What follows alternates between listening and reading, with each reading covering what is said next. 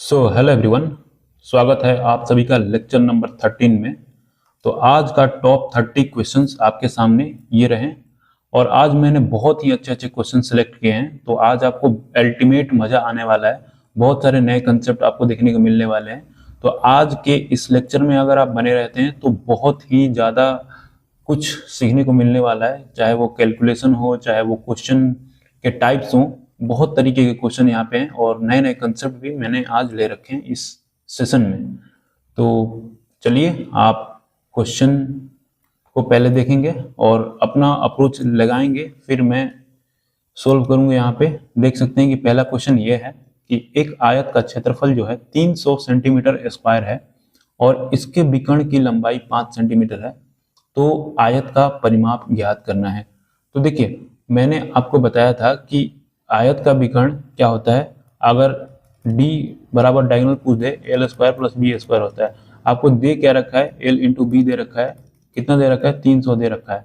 और आपको जो है क्या ज्ञात करना है, 2 इंटू एल प्लस बी बराबर पूछ रखा है। तो देखिए, क्या हम ये प्राप्त करने के लिए, एल प्लस बी प्राप्त करने के लिए, क्या हम एल प्लस बी के होल स्क्वायर कर सकते हैं? जी बिल्कुल कर सकते हैं। तो क्या आएगा, L square plus B square plus 2LB आपका आएगा। अगर आप इधर इसको देखते हैं तो डी का मान कितना दिया हुआ है, 5 दिया हुआ है। अगर ये रूट हटाने के लिए क्या करेंगे, हम 5 का स्क्वायर कर देंगे, यानी 25 हो जाएगा। और ये L square plus B square आपका जो है 25 आ जाएगा। तो यहाँ पे आपका 25 आ गया और ये 2 इंटू एल बी कितना हो जाएगा, तो एल बी का वैल्यू दिया 300, ये 600 हो जाएगा। देख सकते हैं ये 625 हो गया आपका। तो L प्लस बी करेंगे तो यहाँ से स्क्वायर हटेगा, ये जाके रूट हो जाएगा, यानी आपका जो है L प्लस बी 25 हो गया। तो आपको क्या ज्ञात करना है, 2 इंटू एल प्लस बी। तो क्या आप 2 इंटू एल प्लस बी यानी 2 से गुणा कर देंगे, तो इधर भी 2 से गुणा कर देंगे, तो आपका जो है 50 आ जाएगा निकल के, जो कि आपको ऑप्शन यहाँ पे मिसिंग दिख रहा है, लेकिन 50 आपका आंसर हो जाएगा यहाँ पे। तो आई होप आप समझ चुके होंगे। और जब जहाँ पे हमने आयत पढ़ रखा था प्रीवियस सेशन में, सब वहाँ पे मैंने फॉर्मूला आपको रिवाइज कराया हुआ था। तो आप जाके पहले पीछे के लेक्चर देखिए। अगर आप नए हैं तो मेक श्योर कि आप इस चैनल को सब्सक्राइब करें, क्योंकि यहाँ पे बहुत सारे ऐसे जो है देखने को मिलने वाला है सेशन, जो कि आपके लिए बहुत ही फ्रूटफुल साबित होगा।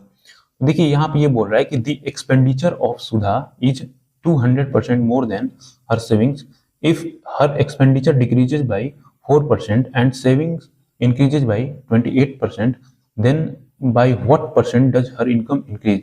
देखिए, बोल रहा है कि जो सुधा का जो व्यय है, एक्सपेंडिचर है, 200% जो है ज़्यादा है उसके सेविंग्स है, जो बचत है। अगर उसका जो व्यय है जो डिक्रीज हो जाएगा 4% से, और सेविंग्स जो कि इंक्रीज हो जाएगी 28% से, तो उसका इनकम कितने से इंक्रीज होगा, ये बोल रहा है। तो मैंने आपको बस एक ही अप्रोच बताया इस टाइप के क्वेश्चन के लिए, कि आपको क्या करना है कि आपको यहाँ पे इनकम लिखना है, यहाँ पे एक्सपेंडिचर लिखना है और यहाँ पे सेविंग्स लिख लेना है। तो यहाँ पे क्या बोल रहा है कि सुधा का जो एक्सपेंडिचर है ना, वो सेविंग से 200% ज़्यादा है, यानी कि सेविंग जो है इसका 200 है, तो ये 200% ज़्यादा, मतलब ये 300 है। समझ रहे होंगे मेरे बातों को। तो ये टोटल इनकम तो यही जोड़ के आता है ना, एक्सपेंडिचर प्लस सेविंग। अब मैं देखिए, अब मैं बेसिक से नहीं बताऊंगा, क्योंकि मैं इस कंसेप्ट को बहुत ही डिटेल में डिस्कस करता हूँ जब नया नया कंसेप्ट आता है। तो यहाँ पे देख सकते हैं कि क्या हमें इन सभी से मतलब है, जी बिल्कुल नहीं है, बिल्कुल नहीं है, तो आपको काट लेना है। तो क्या बोल रहा है कि 4% उसका एक्सपेंडिचर में इंक्रीज होगा, तो हम यहाँ पर डायरेक्टली 4% लिखते हैं, और डिक्रीज बोल रहा है तो माइनस लिखेंगे। और सेविंग्स जो कि इंक्रीज हो रहा है 28% से, तो 28% एज इट इज लिख देंगे। और व्हाट परसेंट इनकम जो बोलता है कि कितना से हो रहा है, तो उसको x मान लेते हैं, तो ये आपका बराबर में चलता है, ये प्लस में रहता है। और आपको क्या करना होता है, गुणा कर देना था, 4x हो जाएगा माइनस 12 हो जाएगा, ये बराबर है। और ये जो है आपका 28 से 1 से करेंगे 28 ही रह जाएगा, सब परसेंटेज में चल रहा है, आपको पता होना चाहिए ये बात है ना। 4x और ये करेंगे तो यहाँ पे आपका कितना हो जाएगा, 16 हो जाएगा।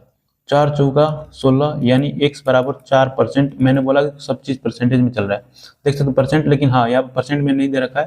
तो आपको क्या करना है कि 100 नीचे कर लेना है, 0.04 आपका जो है आंसर हो जाएगा। आप देख सकते हैं बहुत ही इजी क्वेश्चन है। आपको बस यही, ये नहीं कि 10 तरीके पढ़ लिए हैं और उसको हम अप्लाई ही नहीं कर पाए, आपको एक ही तरीका यही जानना है। और कुछ भी चीज पूछ रहा है आपको निकाल देना है ना। तो बहुत ही सिंपल है कि एक चीज पे आप जो है स्ट्रिक्ट रहें। तो यहाँ पे बोल रहा है कि a प्लस बी बराबर 8 है, ए स्क्वायर बी स्क्वायर 12 है, तो ए क्यूब प्लस बी क्यूब का मान ज्ञात कीजिए। देखिए यहाँ पे बहुत सारे टीचर्स आपको मिल जाएंगे जो कि कराते हैं, ठीक है, सोल्व तो सब लोग कराते हैं, लेकिन इसका फास्ट अप्रोच क्या हो सकता है वो नहीं बता पाते हैं। बहुत सारे फॉर्मूले होते हैं भाई, आपने रटा होगा। तो यहाँ पे देखिए सबसे पहले मैंने आपको बताया था कि अगर x प्लस 1/x दिया रहता है n है, तो x cube plus 1/x cube बराबर क्या होता है n क्यूब माइनस 3n, मैंने बताया था आपको।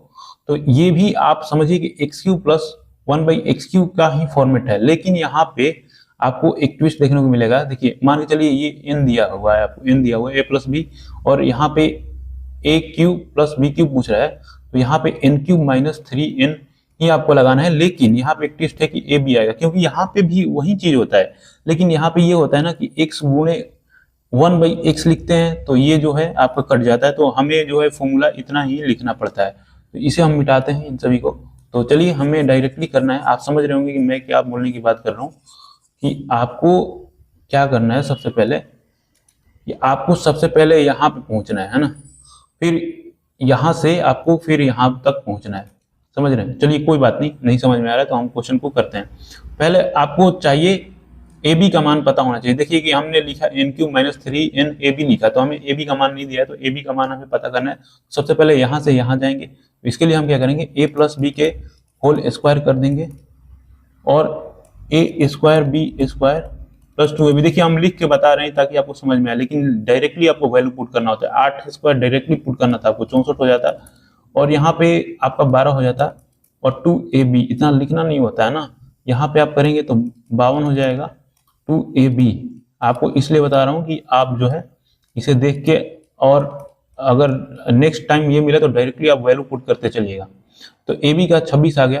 तो हमने यहाँ पे क्या बोला था कि n क्यूब माइनस 3n होगा। तो n क्यूब क्या है, मतलब ये n है, n 8 है ना, n क्यूब माइनस 3n मतलब 8 गुणे ab 26 है। तो डायरेक्टली ऐसे ही आपको वैल्यू पुट करते चलना। 512 होता है, आपको पता होगा। 8 3 के 24 हो गया, तो 24 छक्का कितना होता है, 144 होता है। 14 हासिल हो गया, 24 दूनी 48, 48 4, तो ये 62 हो गया। तो अगर आप करते हैं तो देखिए माइनस में तो आएगा, और यूनिट डिजिट जो है दो आएगा, है ना। तो ये आपका आंसर हो जाएगा, देख सकते हैं 2 आएगा और 1 आएगा, फिर 1 आ जाएगा, माइनस में आ जाएगा। तो दो संख्याओं का लघुत्तम समापवर्तक एलसीएम 156 और उनका महत्तम समापवर्तक एचसीएफ 26 है। तो यदि दो संख्याओं के बीच का अंतर भी 26 है, तो संख्याओं का योग ज्ञात कीजिए। देखिए आपको डायरेक्टली ऐसे ही करना था। अगर आपको अंतर दे रखा हो और योग पूछ रखा हो, तो आपको डायरेक्टली क्या करना है कि एचसीएफ से एलसीएम में भाग देना है। अगर आप 156 से 26 में भाग देंगे तो कितना हो जाएगा, आपका 6 हो जाएगा। अब इसको 6 को जो है फैक्टर करना है आपको, 3 2, ये आपकी संख्या निकल के आ गई, समझ रहे हैं। आपको क्या करना था कि आपको जो है एलसीएम से एचसीएफ में भाग देना था, सॉरी एलसीएम में एचसीएफ से भाग देना था। आपको 6 आया, और 6 को फर्दर फैक्टर करेंगे आप, तो ये आपकी दो संख्याएं मिल गई जो कि यही है, और इसके बीच का अंतर क्या दे रखा है, 1 दे रखा है। लेकिन यहाँ पे बोल रहा है क्वेश्चन में कि नहीं ये 26 है। आपसे क्या पूछ रखा है, दोनों का योग। तो यही तो दो संख्याएं हैं, 3 2 5 हो जाएगा, और 1 का वैल्यू 26 है, तो 5 का वैल्यू कितना हो जाएगा, 130। यही था। बाकी बेसिक भाई करेंगे तो आपका हालत खराब हो जाएगा बेसिक करने में, है ना। तो बेसिक हम यहाँ पे सीखने नहीं है, हम यहाँ पे एडवांस अप्रोच क्या हो सकते हैं क्वेश्चंस के, ये सीखने आए हैं। तो आप ऐसे पैटर्न को नोट करते रहिए जो कि आपको नहीं मिलते हैं कहीं पे सीखने के लिए। तो आप इन सभी को नोट करते चलिए क्या होता है। बाकी बेसिक करना है तो आप जो है, और टीचर्स यहाँ पे पड़े हुए हैं आपके यूट्यूब पे बहुत सारे हैं, तो वहां पे सीखते रहिएगा बेसिक, है ना। तो एक दुकानदार एक वस्तु का मूल्य x अंकित करता है और उस पर 15% की छूट प्रदान करता है। वह छूट वाले मूल्य 25% वैट लगाने के लिए उसे 408 रुपए में बेच देता था। x का मूल्य कितना हो जाएगा। मान के चलिए x नहीं है, 100 मान लेते हैं x को ना। तो 100 पे अगर 15% का छूट मिलेगा तो कितना में वो बेचेगा, 85 में। लेकिन वो क्या कर रहा है कि 25% वैट लगाने के बाद जो है इतना में बेच रहा है। 25% वैट मतलब क्या हुई, एक तरह से वृद्धि कर रहा है। जब हम 85 में 25 का वृद्धि करेंगे, 1/4 होता है, तो 5/4 कर रहे हैं, तो ये जो है 408 में बेच रहा है इसे। तो x का मान कितना हो जाएगा, तो हमें 100 का मान पूछ लिया है, तो 100 का मान देखिए 408, और इधर जाएगा देखिए 4 जो है ऊपर चला जाएगा, 85 गुणे 5 जो है ये चला जाएगा, और ये 100 जो है आपका गुणा में आ जाएगा। देखिए आपको एक लाइन में सभी चीजें करते चलनी है, आपको यही तो यहाँ पे सीखना है। ये तो आप तो बहुत दुनिया जहान से सीख रहे हैं चीजें। 4 5 20, 17 5 85, है ना। तो देखिए सभी प्लेन वैल्यू आ रही है, कटना तो कटेगा ही। और अगर हम करते हैं तो 17 दूनी के 34, 17 चौका 68, और यहाँ पे बात करें तो ये 4 4 चौका 16, चौका 64, देखिए यही आ रहा है, सभी में तो 0 आ रहा है। बाकी करके देख सकते हैं, 4 चौका 16 करते हैं और 24 में 16 करते हैं, तो 16 चौका 64 हो गया, 16 दूनी के 32, 6 38। देखिए आपको करना नहीं है कैलकुलेशन, मैं बता रहा हूँ, जैसे बताता हूँ वैसे ही आपको करते चलना। आप मॉक लगा रहे हैं उसमें यूज कीजिए, ताकि आपका जो है प्रैक्टिस हो जाए, कॉन्फिडेंस आए आपके एग्जाम में लगाने के लिए। इन सभी चीजों को एग्जाम में लगाने के लिए एक गट्स होना चाहिए आपके अंदर। तो 41 संख्याओं का औसत जो है 16 है, पहली 17 संख्याओं का औसत जो है 27 है, अंतिम 25 संख्याओं का औसत जो है 26 है। यदि प्रारंभ से 17वीं संख्या हटा दी जाए तो शेष संख्याओं का औसत ज्ञात कीजिए। देखिए इनमें बहुत सारे लोग फंसेंगे, और भाई आरपीएफ एसआई का जो पेपर है ना भाई, गजब लेवल का है। अब की बार तो खतरनाक लेवल है भाई इसका, मतलब बहुत ही अच्छा क्वेश्चन है इसमें। देखिए मैंने आपको बताया था पहले ही, या पहला या दूसरा लेक्चर में मैंने आपको एक्सप्लेन किया था, 41 ये टाइप का क्वेश्चन है ना, और थोड़ा सा इसमें ट्विस्ट है, 16 है एवरेज। मैंने बोला था कि इधर आपको नंबर लिखने हैं, इधर आपको एवरेज लिखने हैं ना। तो 17 संख्याओं का कितना है, 27 है। 25 अंतिम 25 जो संख्या है इनका कितना है, आपका जो है औसत जो है 26 है। तो आपको क्या देखना था कि इन्हें आपको जोड़ना था, कितना है 42 आ रहा है। अब इसको जो है इससे कंपेयर करना था, देख रहे हैं कि ये ज्यादा है, कितना ज्यादा है, 1 ज्यादा है। तो आपको 1 ज्यादा है तो 1 गुणे 16 लिखना है जो एवरेज है इसको। अब आपको देखना है कि कौन कितना ज्यादा कितना कम लेके आ रहा है। देखिए ये क्या हो रहा है, ये जो है ओवरलैप कर रहा है, मतलब ये संख्याएं एक्चुअल में 41 थी लेकिन यहाँ पे 42 आ रहा है। इसका मतलब ये ज्यादा वाला केस बन रहा है। जब ज्यादा वाला केस बनता है, जो अगर एवरेज से कम लेके आता है तो उसको जो है माइनस में लिखते हैं, और जो ज्यादा लेके आता है उसको हम प्लस में लिखते हैं। तो यहाँ पे देखिए एवरेज 16 है, ये जो है प्लस 11 लेके आ रहा है, और प्लस 11 कितने संख्याएं लेके आ रही है, ये जो है 17 संख्याएं लेके आ रही है। और अगर हम यहाँ पे देखें तो ये भी प्लस 10 लेके आ रहा है, और प्लस 10 जो है 25 संख्याएं लेके आ रही है। यहाँ पे 16 हो गया, और अगर हम बात करें तो 7 हो जाएगा, 8 हो जाएगा, 1 हो जाएगा, गुणा करेंगे तो 250 हो जाएगा। अगर यहाँ पे आप देखते हैं तो 7 हो जाएगा, 8 5 13 हो जाएगा, 2 1 3 1 4, 437, 16 प्लस 437। अब यहाँ पे क्या बोल रहा है कि 17वीं संख्या को हटा दी जाए तो शेष संख्याओं का औसत क्या है। तो 17वीं संख्या ही तो निकाल रहे थे हम, ये क्या निकाल रहे थे, 17वीं संख्या ही निकाल रहे थे, और ये था आपका एवरेज। और 17वीं संख्या जो है इतना 437 जो है ज्यादा लेके आ रहा था एवरेज से। अगर आप इसे निकाल देते हैं तो ये 437 का घाटा करेगा आपका, क्या करेगा, 437 का घाटा करेगा आपका। तो यहाँ पे अगर हम बात करें तो यहाँ पे देख सकते हैं कि 16 माइनस 437, और ये क्या हो गया, अब 41 में से एक तो निकल गया ना, ये तो आप 17वां निकाल दिए, तो अब यहाँ पे 40 होगा। और आप देख सकते हैं कि अगर आप इसे करते हैं सोल्व तो आपका देखने को मिलेगा कि, चलिए हम देख लेते हैं, ये कटेगा तो यहाँ पे पॉइंट लगेगा। और अगर हम बात करें तो 4 देखिए 11 से काटेंगे तो 44 आ रहा है, और बिल्कुल मान लीजिए 10.9 के करीब है। अगर 10 करते हैं तो ये तो 40 ही हो रहा है, और 11 कर रहे हैं तो 44, बिल्कुल ये 44 के करीब है। इसका मतलब 10.9 या 8 समथिंग रहा होगा ये। तो मान के चलिए आप यहाँ से 10.9 घटा रहे हैं तो आपका कितना आएगा, 16 में से 10.9 घटा रहे हैं तो कितना हो सकता है, 1 होगा, और ये जो है आपका जो है 5 हो जाए। 5.1 के आसपास कौन सा वैल्यू आ रहा है, यही आ रहा है। ये तो होगा नहीं क्योंकि ये 5.5 ज्यादा हो जा रहा है, तो आपका ये होगा, ये सब तो बहुत ही कम है। तो आप ऐसे अप्रोक्सीमेशन का भी जो है ले सकते हैं। आई होप कि आप समझ रहे होंगे मैं क्या बताने की कोशिश कर रहा हूँ। ऐसा जो क्वेश्चन है मैंने शायद एक और लिया है, तो आप उसे करने की कोशिश कीजिएगा कि मैंने यहाँ पे क्या किया है। देखिए यहाँ पे समझने वाली बात है, आप तो यहाँ तक जानते होंगे, मैंने बताया हुआ आपको मेथड कि 17वीं संख्या हमने निकाला है और वो बोला कि 17वीं संख्या को हटा दिया जाए। ये तो एवरेज ही था भाई, ये तो एवरेज था, लेकिन ये जो ज्यादा लेके आया था ना, ये लेके जाएगा यहाँ से, है ना, समझ रहे हैं आप चीजों को, तो वो कमी करेगा आपको एवरेज में। तो देखिए यहाँ पे मैंने बहुत ही अच्छे तरीके से आपको समझाया। तो चलिए यहाँ पे देखते हैं, x प्लस 1/x बराबर 12, x square minus 1/x square बराबर 50 है, तो इतना का मान क्या होगा। देखिए मैंने आपको जो है अलजेब्रा के जो फॉर्म्स बनते हैं इस टाइप वाले मैंने सभी पढ़ा रखे हैं आपको। तो x प्लस 1/x बराबर n होता है, तो x square plus 1/x square बराबर n स्क्वायर माइनस 2 होता है। एक जो बनता है x माइनस 1/x बराबर n होता है, तो x स्क्वायर प्लस 1/x बराबर n स्क्वायर प्लस 2 होता है। तो ये जो है दो फॉर्म आप यहाँ पे नोट कर लीजिए अभी, अगर आपने नोट नहीं किया है तो ना, तो इसी का हमें काम है यहाँ पे।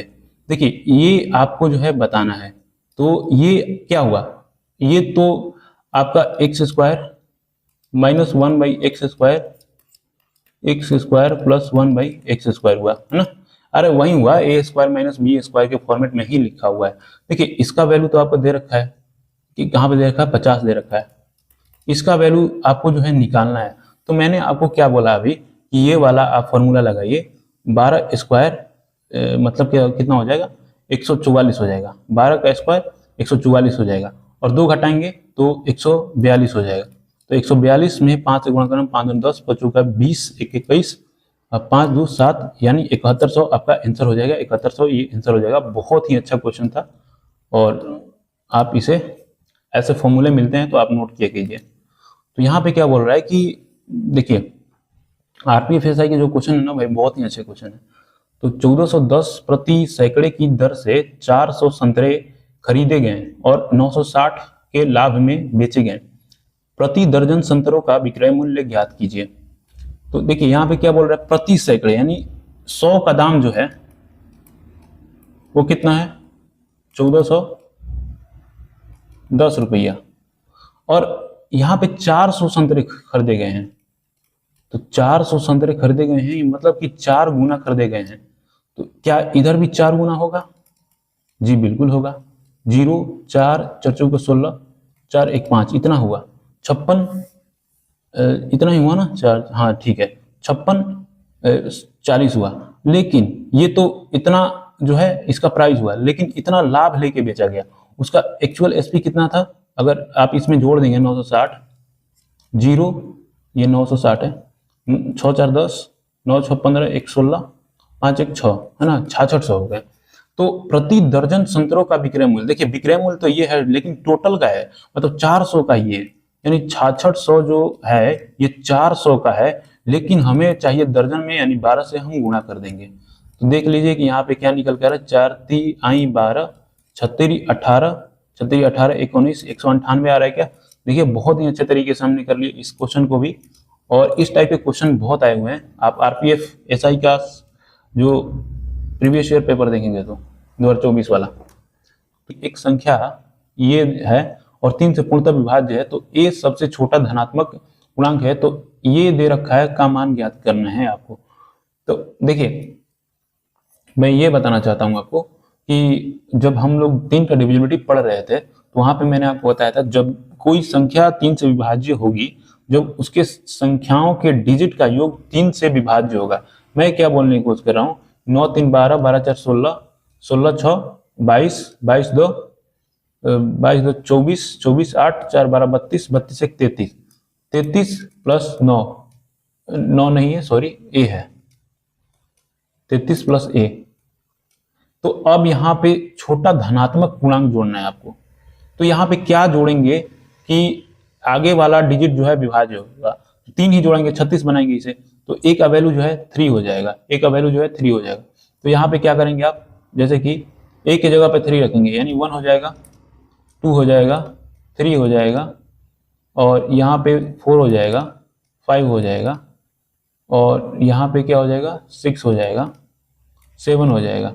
तो देखिए यहाँ पे क्या कर सकते हैं हम लोग, एक तो है कि कैलकुलेशन कर सकते हैं, और एक यहाँ पे जो वैल्यू दिख रहा है हमें 7, इसका मल्टीपल हम चेक कर सकते हैं।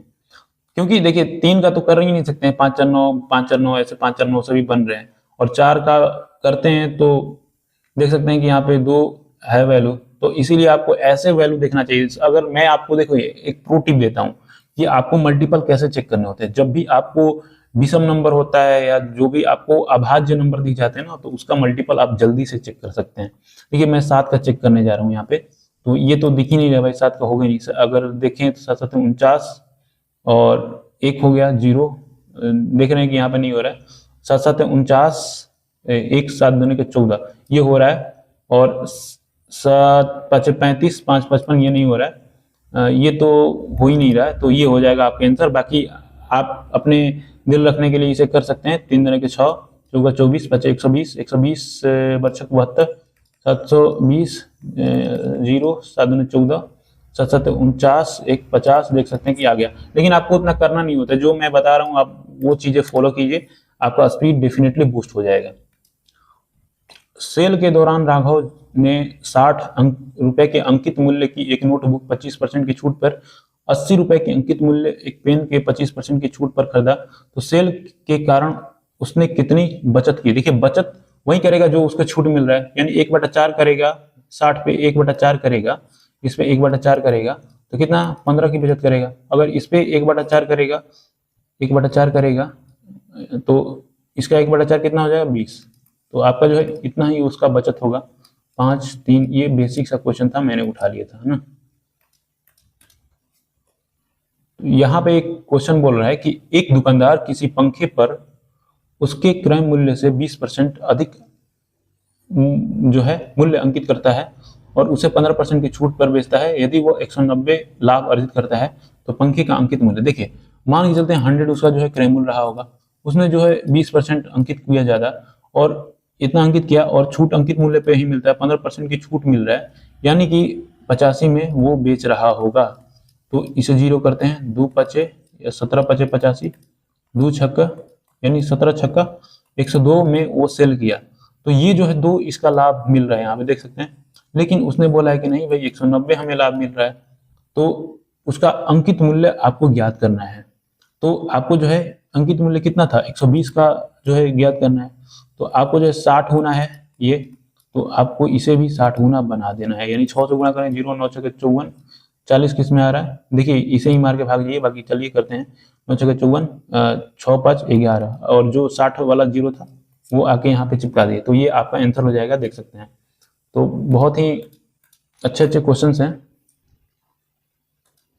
तो यहाँ पे बोल रहा है कि एक शंकु की ऊंचाई इतना दे रखा है और उसके आधार की त्रिज्या 3.2 सेंटीमीटर है, तो इसे पिघलाकर एक गोले की आकृति में ढाला जाता है, तो गोले की त्रिज्या ज्ञात कीजिए। तो यहाँ पे अगर हम बात करें, अगर शंकु का आपको नहीं याद है तो शंकु के बारे में थोड़ा सा यहाँ पे बता देना चाहते हैं कि शंकु का जो वक्र पृष्ठीय क्षेत्रफल होता है, वक्र पृष्ठीय क्षेत्रफल जो होता है वो होता है पाई आर एल, जहाँ पे आर जो है उसकी त्रिज्या होती है, एल जो है उसका तिर्यक ऊंचाई होता है। और संपूर्ण पृष्ठीय क्षेत्रफल की बात करें, संपूर्ण पृष्ठीय क्षेत्रफल की बात करें तो होता है pi r into r plus l होता है। अगर इसकी आयतन की बात करें, हम आयतन की बात करें 1/3 पाई आर स्क्वायर एच होता है। तो आप इन फॉर्मूलों को नोट कर लीजिए, बाकी हम लोग गोला पढ़ चुके हैं, तो अगर आप प्रीवियस लेक्चर फॉलो कर रहे हैं तो आपको अल्टीमेट बेनिफिट मिलने वाला है। तो यहाँ पे इसे पिघलाकर बोले, तो देखिए मैं जब भी बोलता हूँ कि अगर आपको कोई पिघलाने वाला गलाने वाला ऐसा क्वेश्चन आता है तो आपको क्या करना होता है कि जस्ट उसके आयतन को बराबर कर देना है, दोनों के आयतन को बराबर रख देना होता है। देखिए कि इधर शंकु का दे रखा है 1/3 22/7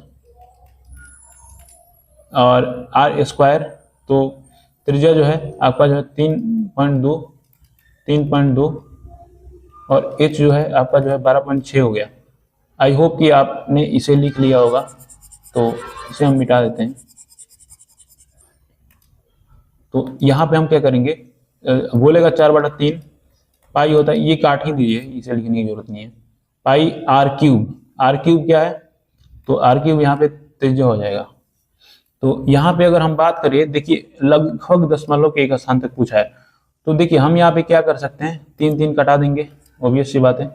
यहाँ पे अगर देखते हैं तो 4 3 12 और 4 दूनी का 8, देखिए लगभग में पूछ रहा है ना, तो क्या हम इसे 3.2, जैसे कि यहाँ पे देख सकते हैं कि 32 चौका कितना होता है, 32 चौका 4 दूनी 8 4 3 12 128 हो रहा है, और 126 के आसपास है ये, तो बिल्कुल करीब है और लगभग में पूछ रहा है।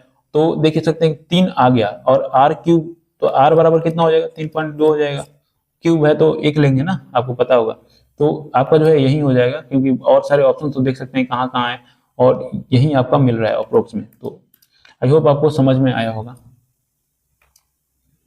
एक मूलधन जब प्रति वर्ष 20% साधारण ब्याज पर निवेश किया जाता है, तो 3 वर्षों बाद जो है मिश्रधन इतना हो जाता है, तो 2 वर्ष में समान दर पर समान मूलधन पर साधारण ब्याज कितनी होगी। देखिए ये आपके लिए HW है, इस कंसेप्ट का मैंने करा दिया है, तो इसका आप जो है आंसर कमेंट में करेंगे, और तो मुझे अच्छा लगेगा कि आप जो है चीज़ों को फॉलो कर रहे हैं। अगर आपको नहीं पता है तो इसका कॉन्सेप्ट मैंने जस्ट प्रीवियस वीडियो में बता रखा है, तो आप जाके देख सकते हैं, और आपको फॉलो करना पड़ेगा इस सीरीज को बिल्कुल 1 से, अगर आप नए हैं तो। समान लंबाई की 2 ट्रेन समांतर पटरियों पर एक ही दिशा में जो है चाल से चलने वाली ट्रेन धीमी 45 सेकंड में, तो ट्रेन की प्रत्येक लंबाई, तो देखिए लंबाई क्या होता है, दूरी वाला फॉर्मूला लगा देंगे, दूरी बराबर क्या होता है, चाल गुणे समय। तो चाल कितना है, ये है, और एक ही दिशा में चल रही है, इसका मतलब कि ये चाल जो है इनका रिलेटिव स्पीड घटेगा। मैंने क्या बोला था कि एक ही दिशा में चलेगी तो घटेगा, और विपरीत दिशा में चलेगी तो बढ़ेगा। तो इसे आपको घटाएंगे तो 92 आएगा, 92 को 5/18 करेंगे मीटर प्रति सेकंड में बदलने के लिए, और आप जो है 45 से गुणा करेंगे, तो 2 नवा 5 नवा, और यहाँ पे आप करते हैं तो 46 दूनी 92 होता है ना, 46 दूनी 92। और देखिए मैंने क्या बोला कि यहाँ पे प्रत्येक ट्रेन की लंबाई, लेकिन यहाँ पे आप जो निकाल रहे हैं ये दोनों ट्रेन की लंबाइयाँ निकाल रहे हैं, तो दोनों ट्रेनें की लंबाइयाँ जो है समान है, देख रहे हैं समान है। तो यहाँ पे अगर समान बोल दे तो आपको 2 से भाग कर देना है एक ट्रेन के लिए, तो 23 क्यों हम उतना लेके चले भाई। और देख सकते हैं कि 23 5 जो है सभी आप देख सकते हैं 50 25 15 यानी 5 ही आ रहा है यूनिट डिजिट पे, तो आप करेंगे तो ये आ जाएगा। बाकी कर सकते हैं 23 5 115 होता है, और 115 तो 575 ही आएगा, 115 से 5 से करेंगे तो। बाकी आप ज़्यादा कैलकुलेशन के चक्कर में ना रहिए तो सही रहेगा ना, जितना करते हैं शॉर्ट उतना कर सकते हैं। तो यहाँ पे बोल रहा है कि यदि 1952 मीटर लंबी एक रेलगाड़ी किसी खंभे को 122 सेकंड में पार करती है, तो रेलगाड़ी द्वारा 160 मीटर लंबे प्लेटफॉर्म को पार करने में लिया गया समय सेकंड में ज्ञात कीजिए। तो मैंने आपको बताया था कि जब भी रेलगाड़ी खंभे या आदमी को पार करेगी तो वो अपनी ही लंबाई को पार करेगी। तो यहाँ पे हमें जो है रेल की जो है स्पीड चाहिए, तो चाल बराबर क्या होता है, दूरी जो कि अपनी ही पार करेगी 1952 बटा में समय 122।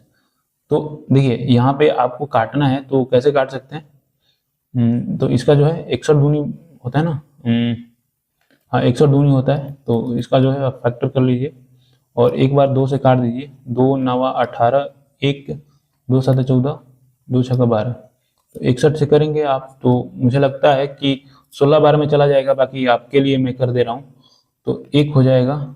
देखिए ना डायरेक्टली 16 से करते हैं, क्योंकि देखिए ऑब्जर्वेशन होता है, यूनिट डिजिट पे 6 आ रहा है, और 10 से कर रहे हैं तो 610 आ रहा है, 20 से करेंगे तो 1200 के ऊपर चला जाएगा। तो देखिए 6 और 16 6 96, तो यहाँ पे हो जा रहा है ना, और 1 हासिल था 976। देख रहे हैं यही होता है ऑब्जर्वेशन। अगर आप ये सभी चीज़ें सीख लेते हैं तो आपके कैलकुलेशन में काफ़ी ज़्यादा देखने को मिलेगा कि इम्प्रूवमेंट हुई है। 16 यहाँ पे स्पीड हमने निकाल लिया, तो यहाँ पे क्या बोल रहा है कि 160 मीटर लंबे प्लेटफॉर्म को पार करने में, देखिए जब भी आपको प्लेटफॉर्म पार करना हो या किसी रेलगाड़ी को पार करना हो, तो वहाँ पे क्या होता है कि दोनों की जो लंबाइयाँ होती है वो जुड़ जाती है यहाँ पे, क्योंकि उनकी कुछ ना कुछ लंबाई है ना भाई। आदमी की क्या लंबाई है या खंबे की, तो यहाँ पे समय बराबर दूरी बट्टा में चाल, तो चाल हमने 16 निकाला। तो यहाँ पे अगर हम बात करें तो आप देख सकते हैं कि 16 से काटेंगे तो ये 10 हो जाएगा। अगर इसे आप 16 से काटते हैं तो 1 हो जाएगा, 3, 16 दूनी 32, 16 दूनी 32, तो यहाँ पे आपका जो है 132 निकल के आ जाएगा। तो ये आपका आंसर हो जाएगा।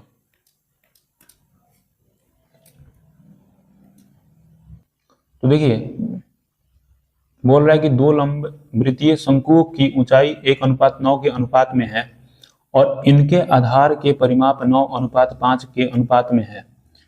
इनके आयतन का अनुपात ज्ञात कीजिए। देखिए जब भी ऐसा क्वेश्चन आता है, आपको रेशियो में डील करना होता है, और तो आपको क्या ध्यान में रखना है कि हमें बहुत ज़्यादा चीज़ें लिखने की जरूरत नहीं होती है। मैं यहाँ पे आपको जो है चीज़ों को बहुत अच्छे तरीके से एक्सप्लेन कर रहा हूँ, थोड़ा टाइम लेगा ना। देखिए आयतन बोल रहा है, दो शंकु है, आप क्या करेंगे कि 1/3 पाई आर स्क्वायर एच लिखेंगे, और फिर दूसरा शंकु के लिए 1/3 पाई आर स्क्वायर एच लिखेंगे। देखिए हमें रेशियो में जब डील करते हैं तो हमें ये देखना होता है कि चीज़ें किस में वेरी कर रही है, किससे मान हमारा जो है फर्क पड़ेगा। तो इससे तो कुछ पड़ेगा नहीं, देख सकते हैं कि इधर रेशियो में तो कट जाएगा, ये 1/3 पाई की मैं बात कर रहा हूँ। जो फर्क पड़ेगा आर स्क्वायर और एच डालेगा।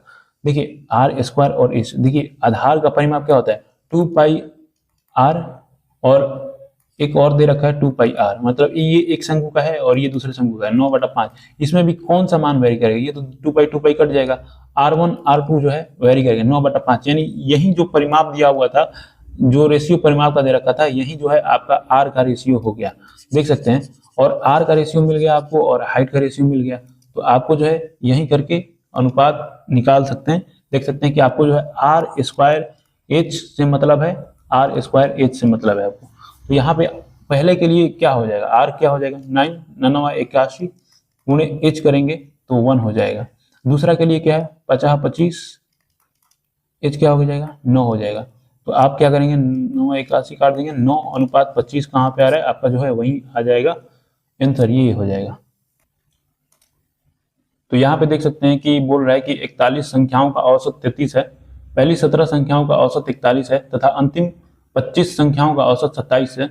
यदि प्रारंभ में 17वीं संख्या हटा दी जाए तो शेष संख्याओं का औसत ज्ञात कीजिए। देखिए क्वेश्चन तो 17वीं संख्या है, लेकिन थोड़ा सा डाटा चेंज है, और चीज़ों को देख रहेंगे तो आपको देखने को मिलेगा कि हम सेम टाइप के क्वेश्चन अभी करके आ रहे हैं। तो अगर आप इस क्वेश्चन को करके आप कमेंट करते हैं तो मुझे अच्छा लगेगा कि हाँ आपने कुछ सीखा है और खुद से लगाया और इसे खुद से निकाल दिया, ताकि आपकी प्रैक्टिस भी हो जाएगी ना। तो चलिए ये आपके लिए क्वेश्चन रहा, और ये क्वेश्चन भी आपके लिए है SW, क्योंकि मैं इस क्वेश्चन को बहुत अच्छे तरीके से एक्सप्लेन कर चुका हूँ पिछले वाले वीडियो में, तो इसे भी आप डालिए, क्योंकि आपके लिए मैं इसलिए क्वेश्चन लेके आया हूँ कि आप चीज़ों को भूल ना जाए, कॉन्सेप्ट जो मैंने सिखाया है उसी पे आप लगाएं और निकाल दीजिए। देखिए ये मॉक का बहुत ही अच्छा क्वेश्चन है, और देखें तो रिस्पॉन्स टाइम क्या है मेरा और एवरेज क्या है, तो आपको कैसे देखने को मिलेगा जब आप चीज़ों को थोड़ा सा याद करके रखेंगे, भूलेंगे नहीं। तो यहाँ पे क्या है, इसे आपको देखने की जरूरत थी क्या, बिल्कुल नहीं थी। मैंने क्या बताया था भाई आपको, मैंने एक फॉर्मूला बताया था a + b का whole square plus a - b का होल स्क्वायर, बताया था कि नहीं। इसका क्या होता है 2a² b² होता है। तो ये दे दिया तो क्या आप डर गए क्या, जी बिल्कुल नहीं डरना है आपको, यही चीज लिखा गया। तो अगर हम लिखते हैं ये हो गया a हो गया और ये हो गया b हो गया, cos जो है a हो गया और ये हो गया b हो गया, देख रहे हैं कि a - b के स्क्वायर बन रहा है प्लस a + b के होल स्क्वायर बन रहा है, यही बन रहा है। तो आपको क्या करना था 2a² क्या हो जाएगा, तो मान के चलिए आपने माना हुआ है cos स्क्वायर x, ये sin स्क्वायर x। तो क्या आपको नहीं पता है कि इसका मान 1 होता है, तो क्या आप 2 ऐसे नहीं कर सकते हैं, क्या जरूरत है इसको कुछ करने की, जी बिल्कुल नहीं थी। तो यहाँ पे देख सकते हैं कि ये क्वेश्चन आ गया कि बोल रहा है कि एक व्यक्ति अपनी मासिक आय का 30% बचाता है, यदि उसकी मासिक आय में 20% की वृद्धि हो जाती है तो वह पिछली बचत से 20% अधिक बचाता है, उसके व्यय में हुई प्रतिशत वृद्धि क्या है। देखिए अभी हम करके आए हैं ऐसे क्वेश्चन को, हाँ, तो आप इसे अभी वीडियो को पॉज कीजिए, यहीं पर ट्राई कीजिए, तब आप सॉल्यूशन देखिए। तो यहाँ पे देख सकते हैं कि सॉल्यूशन हम लोग कर रहे हैं, इसका बस यही उपाय है कि इनकम, एक्सपेंडिचर, सेविंग। और यहाँ पे बोल रहा है कि आय का 30% बचाता है, यानी ये 30% बचा रहा है, इसका मतलब 70 खर्च कर रहा है और टोटल 100 है। तो हम लोग जीरो को क्या करते हैं भाई, यहाँ से हटा देते हैं। और यहाँ पे क्या बोल रहा है कि आय में 20% की वृद्धि हो रहा है, यहाँ पे 20% की वृद्धि हो रहा है, वो 20% अधिक बचा रहा है, यानी 20% अधिक जो है बचा रहा है, तो सेविंग्स होगा। सेविंग के पास लिखेंगे 20% अधिक, तो उसके व्यय में तो हम x मान लेते हैं। तो देख सकते हैं ये बराबर है, ये प्लस है। तो आपको क्या करना है कि 200 हो गया, यहाँ पे 200 हो गया आपका, और यहाँ पे आपका जो है 7x हो गया, और यहाँ पे 20 60 हो गया। तो आप जो है 60 को इधर लाते हैं तो क्या हो जाएगा, तो 140 हो जाएगा, और 7x करेंगे 7 दूनी 20, यानी x बराबर आपका जो है 20 हो जाएगा आंसर। तो ये आपका आंसर हो जाएगा। तो ऐसे टाइप के सवालों को ऐसे ही डील करना है आपको। तो ये देखिए आपके लिए भी HW है। मैंने बहुत बार इस चीज़ को बता दिया है कि आपको इसे याद ही रखना है। अगर आप चीज़ों को याद नहीं रखेंगे तो भाई कैसे अप्लाई करेंगे एग्जाम में, तो ये भी आप देंगे कमेंट में। साधारण ब्याज पर ऋण पर दी गई कोई धनराशि 4 वर्षों में स्वयं का 7/5 हो जाती है, तो वार्षिक ब्याज का दर ज्ञात करें। तो मैंने आपको क्या बताया था, इसका डायरेक्ट अप्रोच, बिल्कुल पेन नहीं लगाना है आपको, मतलब थोड़ा सा लगाना है भी तो थोड़ा सा ही लगाना है। तो आपको क्या करना है कि साधारण ब्याज पर दी गई धनराशि 4 वर्षों में स्वयं का 7/5 हो जाती है, यानी ये 7 जो हो जा रही है, यानी ये अमाउंट दे रखा है। आपको देखना है यहाँ पे आपका जो है SI कितना बन रहा है। अमाउंट 7 हुआ है, इसका मतलब 2 इस पे SI लगा हुआ है, तो 2/5 लिखना था आपको, 4 वर्ष नीचे लिखना था, 100 ऊपर लिख देना था परसेंटेज के लिए। तो 5 का 20 पचे 100, यानी 10% हो गया। बस इतना ही चाहिए भाई, इतना ही पेन चलना चाहिए। बाकी कंसेप्ट के लिए मैंने पिछले लेक्चर में बता रखा है। पिछले मतलब क्या, जो भी आपने पीछे लेक्चर देखते आ रहे हैं तो आप उनको रिवाइज करना स्टार्ट कर दीजिए अगर आपको याद नहीं आ रहा है तो। दी गई दो संख्याओं का योग का घन जो है, बहुत ही अच्छा क्वेश्चन है, मॉक्स उठाया मैंने। और जबकि दी गई दो संख्याओं का गुणनफल जो है 32 है, दी गई दोनों संख्याओं के घनों का योग ज्ञात कीजिए। तो यहाँ पे देख सकते हैं कि दी गई दो संख्याओं के योग का घन, यानी ये बोल रहा है दो संख्या ए बी है, तो इसका घन क्या है। देखिए आपको जो है क्विक एक्शन लेना होता है, लेकिन मैं यहाँ पे पहला कंसेप्ट समझा रहा हूँ, इसलिए आप देख सकते हैं इसका जो है आप 17-28 करेंगे। तो ये आपको याद होना चाहिए कि ये 12 का होता है, और ए बी यानी गुणनफल आपको दे रखा है 32 दे रखा है। तो यहाँ पे देखिए हम वैल्यू पुटिंग करेंगे। क्या करेंगे, वैल्यू पुटिंग। ऐसी संख्या जिसे जोड़ने पे 12 आए और गुणा करने पे 32 आए, तो आपके दिमाग में आएगा 8 चौक का 32 होता है, और 8 + 4 जो होता है वो 12 होता है। तो ये ए का मान हो गया, ये बी का मान हो गया। 8 जो है ए का मान हो गया, ये बी का। तो घनों का योग क्या हो जाएगा, 8 का घन कितना होता है, 8 का घन होता है आपका 512 होता है, और 4 का घन कितना होता है 64 होता है। तो क्या करेंगे, 4 2 6 आ जा रहा है, ये आ जा रहा है 4 2 6 6 1 7 5 576। तो आपको हर तरीके से तैयार होना है कि वैल्यू कैसे पुट करना है, कैसे हमें जल्दी चीज़ों को निकालनी है। मोहित का वेतन जो है 15,000 प्रति माह है। वह घर के किराए पर 5,000, बिलों पर 2,000 खर्च करता है, और शेष राशि जो है उसकी मासिक बचत है। यदि वह अपने जन्मदिन वाले महीने में अपनी पूरी मासिक बचत जन्मदिन समारोह में खर्च कर देता है, तो वह 1 वर्ष में उसके द्वारा की गई बचत ज्ञात करें। देखिए बेसिक सी बात है कि अगर उसका मासिक वेतन जो है 15,000 है, तो उसका टोटल कितना हो जाएगा। उसका टोटल अगर हम बात करेंगे तो 12 से गुणा करेंगे तो 180, मतलब 1000 हो जाएगा, 3 जीरो और 180 वाला 1 जीरो। तो यहाँ पे बोल रहा है कि वह घर के किराए पे 5,000 और बिलों पे 2,000 खर्च करता है। मतलब ये मासिक बोल रहे हैं ना, एक महीने में इतना जो है खर्च करता है, और शेष जो है बचत करता है। खर्च कितना करता है, एक्सपेंड जो करता है ये 5 2 7,000 करता है, 7,000 कर रहा है। और सेविंग जो कर रहा है, सेविंग यहाँ लिख लेते हैं, सेविंग जो कर रहा है वो 8,000 कर रहा है कि नहीं कर रहा है। तो अगर हम देखें इसकी बात, तो क्या पूछ रहा है कि तो 1 वर्ष में उसके द्वारा की गई बचत ज्ञात कीजिए।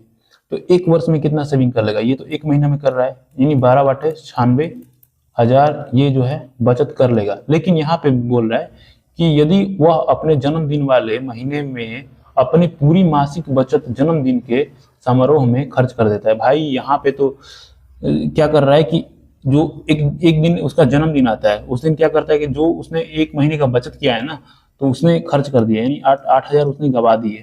तो बचा कितना, 88,000 आपका बचा। तो यही आपका जो है आंसर हो जाएगा। बहुत ही अच्छा क्वेश्चन था लैंग्वेज वाला। यहाँ पे क्या बोल रहा है कि दो ट्रेनें जो समान चाल से विपरीत दिशाओं में चल रही है, यदि उनकी लंबाई 120 और 140 है, वे एक दूसरे को 10 सेकंड में पार करती है, तो प्रत्येक की ट्रेन की चाल क्या होती है। देखिए आपको क्या करना होता है ना कि इनकी लंबाई को जोड़नी है आपको, कितना हो जाएगा, 260 हो जाएगा। 260 से आपको क्या करना है, 10 से भाग देना है, क्योंकि चाल बराबर होता है दूरी बटा समय। दूरी आपका 260 हो गया, समय आपका 10 हो गया। तो ये जो है आपको जो है दो ट्रेनों की निकल के आएगी, लेकिन आपको जो है चाल समान दे रखी है दो ट्रेनों की, इसका मतलब आपको 2 से भाग करना है, तब आपका जो है 13 मीटर प्रति सेकंड एक ट्रेन की चाल निकल के आएगी ये।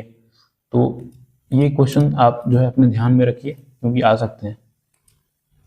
तो यहाँ पे क्या बोल रहा है कि निम्नलिखित आंकड़े खिलौने के निर्माण में होने वाले विभिन्न खर्चों के लिए बताते हैं। यदि कुल व्यय 3 लाख है तो सामग्री लागत क्या होता है भाई, और बिक्री व्यय तो ये समझ में आ रहा है, और सामग्री लागत ये है क्या, मटेरियल कॉस्ट, हाँ यही होगा। मटेरियल कॉस्ट 15 हो जाएगा, 15%। देखिए 100% का वैल्यू आपको इतना दे रखा है ना, हाँ, और आपको अगर 1% का निकालेंगे तो 100 से भाग दे देंगे और तो कुछ करेंगे नहीं, तो 3000 हो जाएगा। और यहाँ पे मटेरियल कॉस्ट क्या दे रखा है, 15% दे रखा है, और सेलिंग एक्सपेंसेस जो दे रखा है 28 दे रखा है। तो आप 8 5 13 करेंगे, 2 1 3 1 4 43 करेंगे, और 3000 से आप गुना कर देंगे, और कुछ करना ही नहीं। 3 9 4 3 12, इतना हो जाएगा आपका आंसर। देख सकते हैं कौन आ रहा है, ये आपका आंसर हो जाएगा। तो इस तरह के पाई चार्ट को ऐसे ही डील करना है आपको। तो देख सकते हैं कि ये कुछ अलग टाइप है टाइम एंड वर्क का, बाकी बहुत ही इजी है। n+15 व्यक्ति प्रत्येक दिन 9 घंटे कार्य करके किसी कार्य को 36% भाग जो है 8 दिनों में पूरा कर सकते हैं। n+9 व्यक्ति शेष कार्य को 20 दिनों में पूरा कर सकते हैं यदि उनमें से प्रत्येक प्रतिदिन 7 घंटे कार्य करता है, तो n का मान ज्ञात कीजिए। देखिए आपको अच्छे से समझना है कि वही टाइप है, जैसे आप करते हैं वैसे ही करना है आपको। n+15 व्यक्ति हैं, 9 घंटे किसी कार्य को 8 दिनों में पूरा करते हैं, लेकिन देखिए जो कार्य होता है ना, वो मैंने बताया आपको कई बार कि ये जो है नीचे लिखा जाता है, 36% है, या जरूरी नहीं है परसेंट लिखना। और यहाँ पे 9 है, n+9 गुणे 20 दिनों में यदि 7 घंटे काम करते हैं, तो n का मान ज्ञात करना है आपको। तो 36 यहाँ पे कार्य हुआ है, यहाँ पे ये लोग कितने कार्य कर रहे होंगे, 64 कार्य कर रहे होंगे। तो आप देखेंगे तो 9 चौका 36, 16 चौका 64, 5 चौका 20, 4 चौका 16, 9 से 9 कट गया। देख सकते हैं कि अब आपको कैलकुलेशन करना ही पड़ेगा। अगर हम बात करें तो 8 चौका 32 हो जाएगा, यहाँ पे तो 32n हो जाएगा, 32n हो जाएगा। और अगर हम बात करें 15 और 32 से गुणा करेंगे तो कितना हो जाएगा, 32 और 15 से, 15 दूनी 30, 15 दिया 45, 3 48, 480 हो जाएगा। और यहाँ अगर हम बात करेंगे 7 5 35n हो जाएगा, और 7 5 35, 9 5 45, और 9 27, 27 4 31, 315 हो जाएगा। तो यहाँ पे अगर हम इधर ले जाते हैं इसको तो 3n हो जाएगा, और इसको इधर लाते हैं तो 5 हो जाएगा, और ये 7 में से 6 हो जाएगा, और ये 1 हो जाएगा ना। तो 3 5 15 हो जाएगा, 1 हो जाएगा, 3 5 15। आपका जो n का मान 55 निकल के आ जाएगा। तो बहुत ही आप जैसे पढ़ते आए हुए हैं उसी टाइप का क्वेश्चन था, थोड़ा सा चीज़ों को चेंज किया था और कुछ नहीं। तो यहाँ पे बोल रहा है कि दिखाए गए चित्र में BC एक जीवा है और CD बिंदु C से होकर जाने वाली स्पर्श रेखा है, तो कोण AOC 112 डिग्री है, तो कोण ACD का मान ज्ञात कीजिए। देखिए आपको इससे पहले कुछ मैं कॉन्सेप्ट समझाना चाहूँगा। देख सकते हैं यहाँ पे जब भी आपका जो है सर्कल, जैसे कि आप देख सकते हैं ये सर्कल है, और जब भी बोले कि एक स्पर्श रेखा है और बिंदु P पे स्पर्श कर रही है, तो क्या होता है कि जो आप देख रहे हैं सेंटर से जो ये लंब डाला जा रहा है स्पर्श रेखा पे, तो ये यहाँ पे जो कोण बनता है आपका जो है 90 डिग्री का बनता है। देख सकते हैं कि ओपी लंब है पीक्यू पे, तो आपको इस चीज को ध्यान रखना है। और एक चीज और आपको ध्यान रखना है कि जो ये आप देख रहे हैं जो वृत्त बनता है, तो ये एक स्पर्श रेखा है, ये किसी बिंदु से मान के चलो पी से निकलता है, और ये भी एक स्पर्श रेखा है, जैसे कि एपी और बीपी जो है स्पर्श रेखाएं हैं, दोनों आपस में बराबर होती है ना। इसका 8 है तो इसका भी 8 होगा, समझ रहे हैं आप चीजों को। और अगर हम बात करें तो ये जो आप देख रहे हैं ये यहाँ पे ये 90 डिग्री और ये भी 90 डिग्री का कोण बनता है यहाँ पे। तो बाकी और तो कुछ इंपॉर्टेंट चीज है नहीं। आप देख सकते हैं यहाँ पे अगर और इंपॉर्टेंट रिजल्ट देखना चाहें तो कोण QPO और OPR, QPO ये देख सकते हैं। मतलब ये बोलना क्या चाहता है, देखिए इजी लैंग्वेज में समझते हैं। ये जो लिखा हुआ है उसको छोड़िए ना आप। ये अगर मान के चलिए पूरा थीटा था, पूरा थीटा था ना, यहाँ पे लिख लेते हैं पूरा थीटा था, एक सेकेंड, ये पूरा थीटा था, तो ये थीटा बाई 2 बनेगा, ये जो है आधा वाला पार्ट, और ये जो है थीटा बाई 2 बनेगा। मतलब कि ये आधा आधा भागों में बांट रहा है, बस और कुछ नहीं है। बाकी चलिए हम चलते हैं क्वेश्चन पे। तो ये देख सकते हैं क्या बोल रहा है, दिखाए गए चित्र में BC एक जीवा है, BC जो कि आपका जीवा है ये, और CD बिंदु C से होकर जाने वाली स्पर्श रेखा है। यदि AOC 112 डिग्री है तो ACD का मान क्या हो जाएगा। तो आपको ACD का मान ये निकालना है, ये पूछ रहा है। तो अगर हम आपको बात करें तो मैंने क्या बताया था कि यहाँ पे आपका ये दे रखा है, तो ये दोनों जो होते हैं, ये एंगल जो होते हैं, कोण जो होते हैं, ये बराबर होते हैं।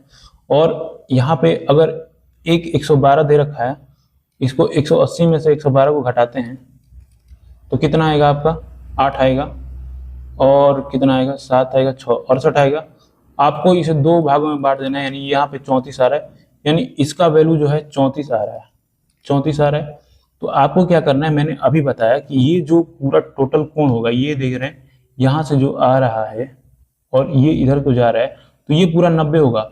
और आपको ACD इसका निकालना है, तो आप क्या करेंगे, ये वाला जो कोण है ये 34 है, तो ये घटा देंगे 90 में से, तो क्या आपका नहीं आ जाएगा, तो 6 यानी 56 आ जाएगा आपका, ये आपका आंसर हो जाएगा।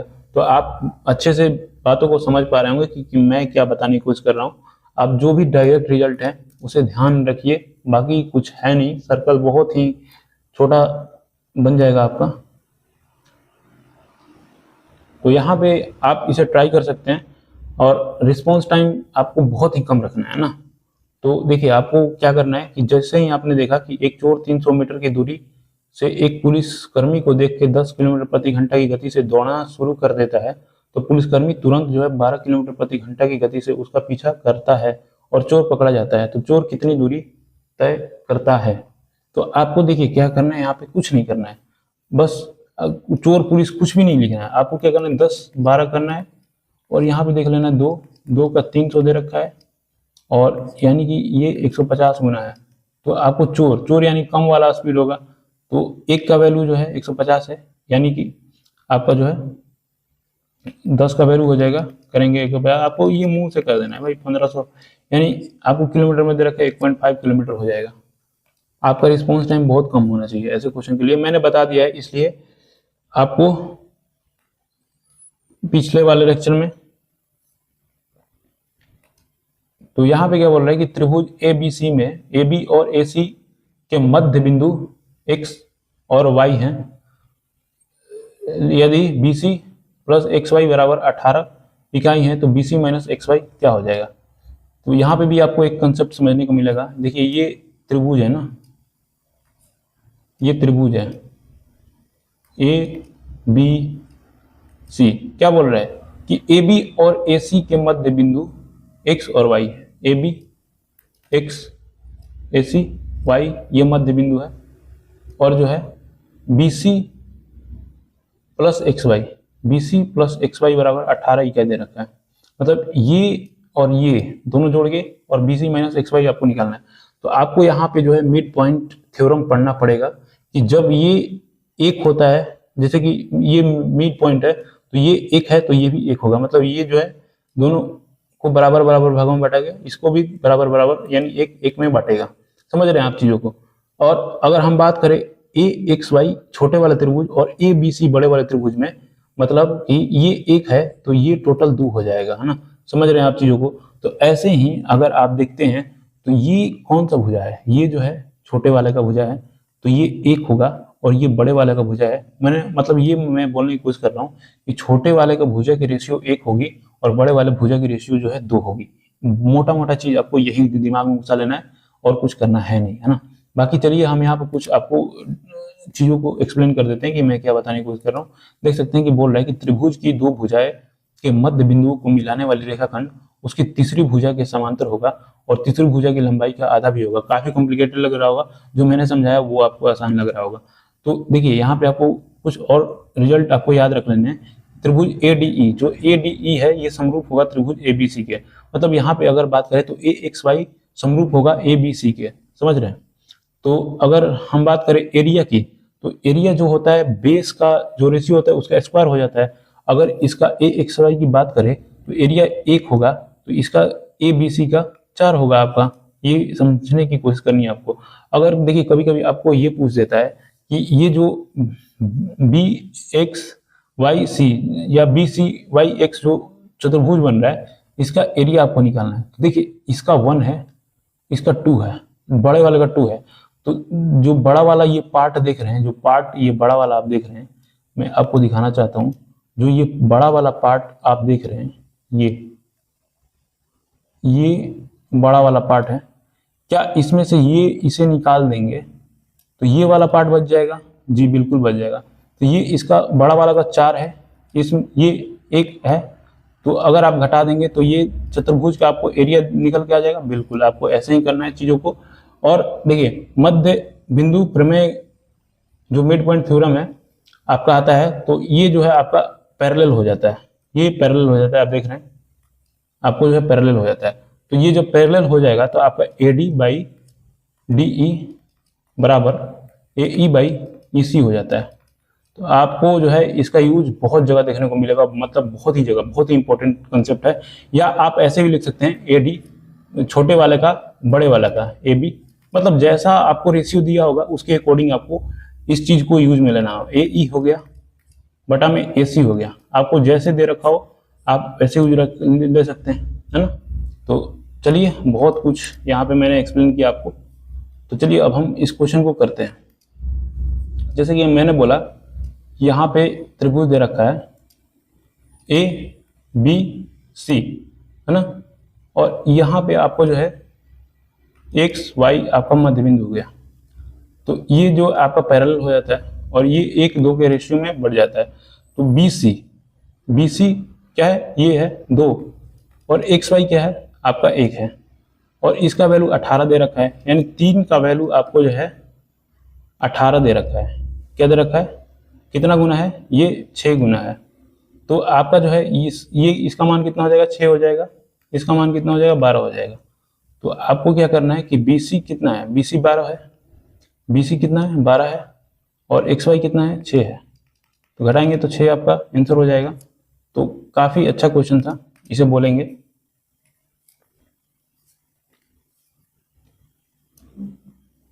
तो यहाँ पे ये बोल रहा है कि 2 सेंटीमीटर और 6 सेंटीमीटर त्रिज्या वाले 2 वृत्तों के केंद्रों के बीच की दूरी 5 सेंटीमीटर है। तो सीधी उभयनिष्ठ स्पर्श रेखा की लंबाई ज्ञात कीजिए। देखिए ऐसे क्वेश्चंस जो होते हैं ना काफी पूछे जाते हैं एग्जाम्स में। तो आपको सिर्फ ये डायरेक्ट वैल्यू याद रखना है कि सीधी उभयनिष्ठ स्पर्श रेखा की लंबाई पूछे, यानी डायरेक्ट कॉमन टेंजेंट जिसे बोलते हैं, DCT शॉर्ट में लिखेंगे। तो √D² जो कि इनके सेंटर के बीच की दूरी होती है, और जो एक त्रिज्या जो कि क्या बोल सकते हैं, जो कि बड़े वाले वृत्त की है और एक छोटे वाले वृत्त की त्रिज्या है। तो यहाँ पे बड़े वाले में से छोटे वाला घट जाएगा। मान लीजिए R बड़े वाले को डिनोट करते हैं और छोटे वाले से, और इसका स्क्वायर हो जाता है। तो अगर हम बात करें तो D² क्या है? दोनों केंद्रों के बीच की दूरी 5 है तो 25 हो जाएगा। और R क्या है? 6 है और 1 है 2 है। तो 6 में से 2 घटेगा 4, 4 के स्क्वायर करेंगे 16, यानी कि आपका 9 हो जाएगा। ये 3 आपका आंसर हो जाएगा। आपको इसको जो है नोट करके रखना है और एक और होता है TCT, ट्रांसवर्स कॉमन टेंजेंट। तो इसका फॉर्मूला होता है डी स्क्वायर माइनस, सेम होता है, बस यहाँ पे जो है प्लस हो जाता है। आपको इसे भी याद रखना है। तो यहाँ पे आपको क्या पूछेगा, चीज ऐसा ही दिया रहेगा, लेकिन यहाँ पे जो है तिर्यक उभयनिष्ठ रेखा पूछ देगा, है ना। तो आपको यहाँ पे तिर्यक कीवर्ड देखना है, तभी ये वाला फॉर्मूला लगाना है। बाकी सीधी उभयनिष्ठ पूछे तो ये वाला फॉर्मूला आपको लगाना है। बाकी आपको कुछ और चीजें दिखा देना चाहता हूँ कि आपको कुछ इस प्रकार देखने को मिलता है। बाकी आपको फिगर से कोई मतलब होनी नहीं चाहिए, डायरेक्टली आपको पुट करना है मान को। तो ये आप देख सकते हैं कि ये एक वृत्त है बड़ा वाला, ये छोटा वाला वृत्त है, और ये दोनों बीच केंद्रों के बीच की दूरी है, जो कि वहां पे 5 दिया गया था। और ये जो है कॉमन टेंजेंट है, देख सकते हैं ए बी जो है कॉमन टेंजेंट है। और बाकी यहाँ पे कुछ और चीजें जानने को है नहीं आपको। तो ये त्रिज्या आपको पता है, ये भी त्रिज्या है, तो इसमें कोई बड़ी बात है नहीं।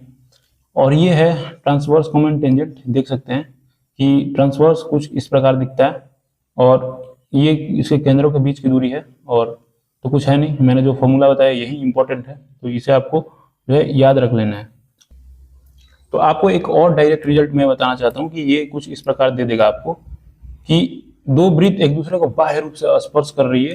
तो ये जो डायरेक्ट कॉमन टेंजेंट है, इसकी आपको जो है बताना है। तो 2 इंटू R1, जैसे कि इसका त्रिज्या दिया रहेगा R1 और इसका R2 दिया रहेगा, तो आपको जो है रूट में इनका प्रोडक्ट कर देना है। आपको इसे भी ध्यान में रखना है, बहुत ही सवाल पूछे जाते हैं इस पे। तो आई होप आपको बहुत कुछ जानने को मिला होगा यहाँ पे।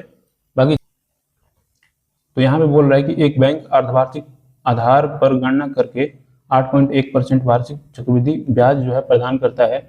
एक ग्राहक किसी वर्ष की 1 जनवरी को इतना रुपया, 1 जुलाई को इतना रुपया जमा करता है, तो वर्ष के अंत में उसे ब्याज के रूप में मिलने वाली राशि क्या है।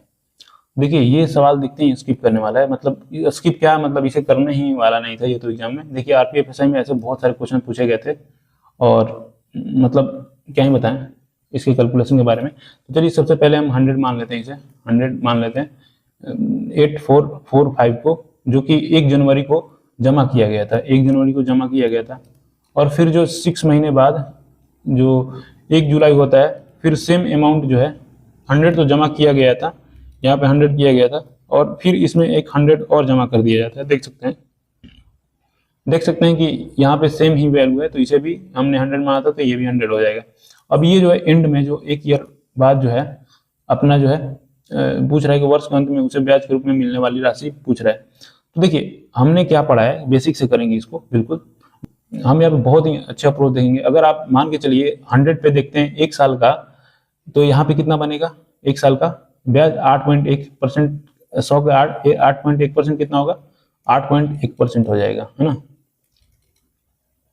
और अगर हम बात करें तो ये 6 मंथ है, आपको ध्यान में रखना है, और ये 6 मंथ है। तो आपको अर्धवार्षिक इस पे कितना मिलेगा, 100 पे हमने जो है 8.1% लगा लिया। SI और CI जो भी रहे वो पहले साल का जो है बराबर रहता है, मतलब SI CI पहले साल का बराबर रहता है, तो 8.1% हो गया। अगर हम इस 100 की बात करें तो देख सकते हैं ये जो है 6 महीने चलेगा, और इस पे जो है आपका 6 महीने का ब्याज आएगा। समझ रहे हैं आप चीजों को। तो 8.1% था, तो 8.1 का आप जो है 2 करेंगे तो कितना आएगा, तो आप अगर करेंगे तो 4.05 आपका निकल के आएगा। तो यहाँ पे 4.05 देख सकते हैं कि है। तो अगर आप बात करें तो यहाँ पे आपको 4.05% मिलेगा। लेकिन ये तो यहाँ पे मिला इस पे 100 पे, लेकिन जब ये यहाँ पे आ रहा है, ये 6 महीने का पीरियड आप निकाल रहे हैं, तो यहाँ पे आपको 6 मंथ का देखने को मिलेगा। 6 मंथ का कितना मिला हमें, 4.05। तो ये आके इसमें जुड़ेगा, 4.05 आके इसमें जुड़ेगा। तो अब जब यहाँ से ये मिलेगा यहाँ पे, तो जो 4.05 है इस पे भी आपको जो है 6 मंथ का मिलेगा, तो यहाँ पे 4.05 मिलेगा आपको। समझ, देखिए कॉम्प्लिकेटेड है, लेकिन मैं क्या कर सकता हूँ यहाँ पे कॉम्प्लिकेटेड। 4.5% मिलेगा इसका, तो परसेंट का 100 आ जाएगा ना। तो आपने पढ़ा होगा ना, यहाँ पे देखो सिंपल वही कंसेप्ट है कि ब्याज पे ब्याज मिलता है। तो मैं यहाँ पे रेट बनाने की कोशिश कर रहा हूँ, और ओवरऑल रेट बना के हम कंपेयर करेंगे चीजों को, समझ रहे हैं। तो देखिए यहाँ पे आपको जो है क्या कर सकते हैं, स्क्वायर करना पड़ेगा। तो हम 405 का ही स्क्वायर कर लेते हैं, 400 + 5 का होल स्क्वायर करते हैं तो कितना हो जाएगा, 16,000 हो जाएगा, 25 हो जाएगा, और 4 दूनी 8, 39, 4,000 हो जाएगा। तो अगर आप बात करें तो 4,025, 5, 2, 0, 4, 1, 6, देखिए इतना आ रहा है आपको। और दशमलव की बात करें, 2, 2, 4, 2, 6, 2, 2, 4, 2, 6, 0.16402 इतना आ रहा है। तो यहाँ से हम लिखना शुरू करेंगे 0.16402। भाई किसने ये क्वेश्चन बनाया था, भांग पी के बना दिया था क्या, पता नहीं यार। 0 अब जोड़ रहे हैं इनको, 4 और 5, 6, 11, 2, 1, 3 और 8, 4, 12। देखिए इतना आया रेट। और यहाँ पे हमने 100 किसे मान रखा था, 100 आपको जो है 8445 को मान रखा था। आप 8445 को मान रखा था हमने, ये इसका वैल्यू है। अब आप जब इसको सोल्व करेंगे और इस पे कितना रेट मिल रहा है आपको, 12.314025, समझ रहे हैं। तो आपको क्या देखने को मिलेगा, देखो भाई मैं कैलकुलेटर निकाल रहा हूँ, तो कैलकुलेटर निकालना पड़ेगा। बाकी मैं क्या कर सकता हूँ, बाकी मैं कर सकता हूँ, लेकिन यहाँ पे मुझे करना ही पड़ेगा। तो देख सकते हैं तो क्या दे रखा है, तो हम 100 से यहाँ पे भाग दे देते हैं, 84.45, 84.45, 12.3।